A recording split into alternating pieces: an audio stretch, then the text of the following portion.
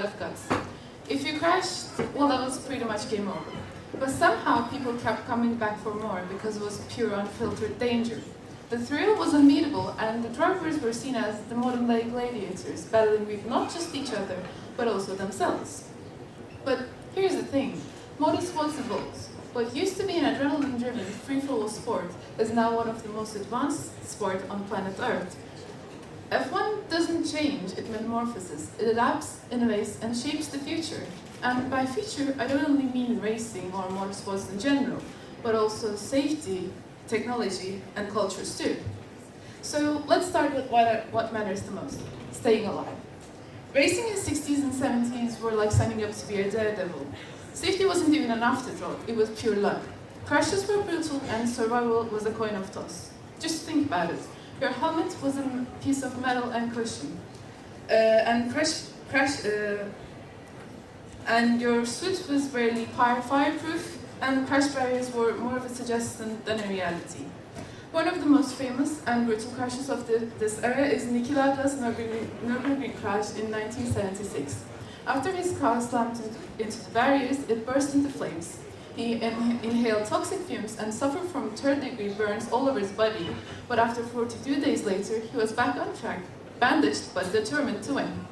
Although not all stories had a legendary comeback.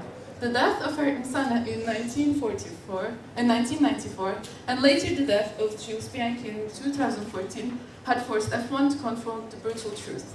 Speed and safety needed to coexist. It was a pivotal moment, a realization that bravery shouldn't come at the cost of lives. These tragedies sparked a wave of innovation. The Halo device, which looked ridiculous at first, saved the life of Zhu Guanyu in 2022. The fireproof suits that can withstand over 800 degrees for over 15 minutes ended up saving the life of Roman Grosjean in 2020. The Hans device that protects driver's head from fatal whiplash saved numerous lives, and better responding medical teams and better crash barriers saved the life of more. For a thing to change, people should not wait for the inevitable bad to happen, but take action before anything happens. Safety was just one part of this metamorphosis. Let's dive under the hood and inspect cars and car parts themselves. Back then, F1 was all about big, loud V12s that guzzled the engine like there was no tomorrow. Throughout the time and throughout the regulations, this changed. First V10s, then V8s, which were my favorites because they had an incredible sound, and then the new hybrid V6s. And it's not just about engines. The drag reduction system, also known as DRS, was designed to give the drivers a serious advantage in overtaking.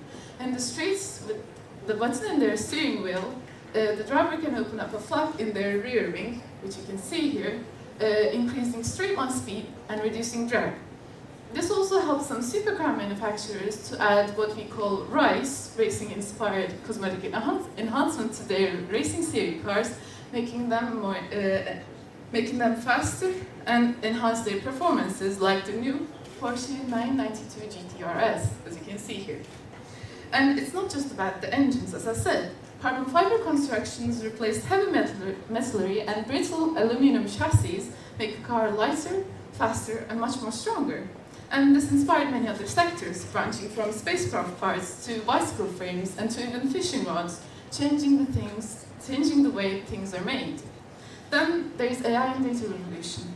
With the instant state of AI today, teams just don't rely on driver instinct. They've got supercomputers analyzing every millisecond of data, calculating pit stops, optimizing strategy, and predicting tire wear. The drivers train on AI-driven simulators, knowing every corner before they even hit the track. In a way, F1 cars and the sport in general went from being metal boxes to high-tech spaceships on wheels. Still fast, but way smarter. And that's crucial because it shows that how innovation in racing trickles down into cars that we drive on every day and spread to other branches, even non-related ones. For decades, F1 had a big problem. it looked pretty much the same. Mostly European, mostly male, mostly white, and mostly from privileged backgrounds. But that's been changing now. Today, we've got a more diverse grid lineup with drivers from different countries, races, and religions, pushing past the old norms. There's also a push to include women in motorsports too. Initiatives like F1 Academy had been helping women to rise through the ranks of F1, other motorsports, proving that racing talents knows no gender. And the digital revolution is making F1 more accessible to a whole new community. Esports and sim racing has exploded with gamers like Jan Maddenroad breaking into real racing after being given the chance to drive a real car after winning numerous races in sim racing. So you may ask yourself, why does this metamorphosis matter? Because it's not just about racing, or it's not just about the F1. The cars which we see on F1 was designed to give. Just a moment.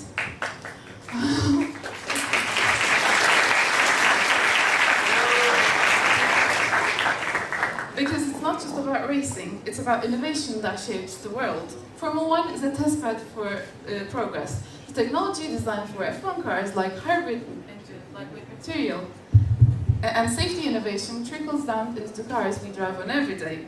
It's influencing how we think about sustainability, safety, and performance in the automotive industry, inspiring also many other engineering fields. F1's relentless drive to evolve and improve mirrors how progress in real life works. It shows us that no matter how entranced or established something seems, it can always be made better. F1 proves that innovation is not just an option, but it's essential. Think about it. If a sport that's one step in its ways can become more inclusive, safer, and advanced, why shouldn't other industries follow suit? So next time you watch a race, just don't think as fast cars going around in circles, but see it as a reminder that innovation never stops, in race, in track, or in real life.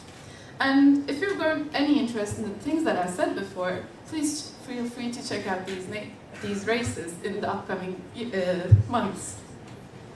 On 14th of June, there is 24 hours of Le Mans, which is the pinnacle of endurance racing. And later this month, on 18th of May, there is a Formula 1 race taking place in Imola, Italy. Thank you for your attention.